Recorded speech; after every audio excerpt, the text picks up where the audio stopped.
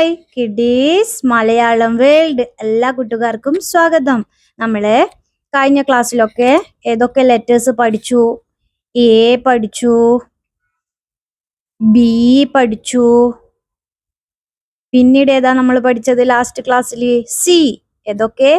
A, B, C. ഇനി അടുത്ത letter ഏതാ നമ്മൾ പഠിക്കുന്നേ?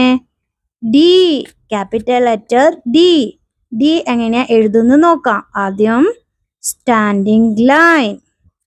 സ്റ്റാൻഡിംഗ് ലൈനോട് ചേർന്ന് കർവ് വരയ്ക്കുക. കാണുന്നുണ്ടോ? കർവ്. എന്താ? ഡി. ഒന്നുകൂടി നോക്കിയേ. സ്റ്റാൻഡിംഗ് ലൈൻ, പിന്നീട് അതിനോട് ചേർന്ന് കർവ്. ഏതാ അക്ഷരം? ഡി. ഇംഗ്ലീഷിൽ ക്യാപിറ്റൽ ലെറ്റർ ഡി. ഇതാണ് ഇന്ന് പഠിക്കുന്നത്. മനസ്സിലാവുന്നുണ്ടോ? പറഞ്ഞുകൊണ്ടൊന്ന് എഴുതി നോക്കിയേ. ഡി പറഞ്ഞുകൊണ്ട് എഴുതണം, എന്നാലേ പഠിക്കാനും പറ്റൂ. ഏതാ ലെറ്റേഴ്സ് എന്ന് മനസ്സിലാകത്തുള്ളൂ. Capital letter D. എങ്ങനെ എഴുതുക?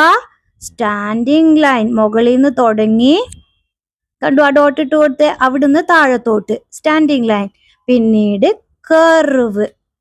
താഴെന്ന് എഴുതാൻ പാടില്ല, മുകളിൽ നിന്ന് തന്നെ താഴത്തോട്ട് സ്റ്റാൻഡിംഗ് ലൈൻ, ഫിർ curve. D. Capital letter D. Standing line, പിന്നെ കർവ്.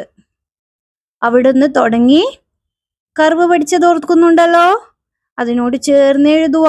ഡി. ഒന്നുകൂടി നോക്കിയേ. ഡി എഴുതുന്നേ. Standing line, curve. മനസ്സിലായോ? പറഞ്ഞുകൊണ്ട് എഴുതുക. ഡി. Capital letter D. ഇന്ന് ഏതാ പഠിച്ചത്? ഡി. മനസ്സിലായോ ക്ലാസ്? വീഡിയോ ഇഷ്ടമായ ലൈക്ക് ചെയ്യുക, ഷെയർ ചെയ്യുക, അതുപോലെ ചാനൽ ഇഷ്ടമായ സബ്സ്ക്രൈബ് ചെയ്യുക. Thank U.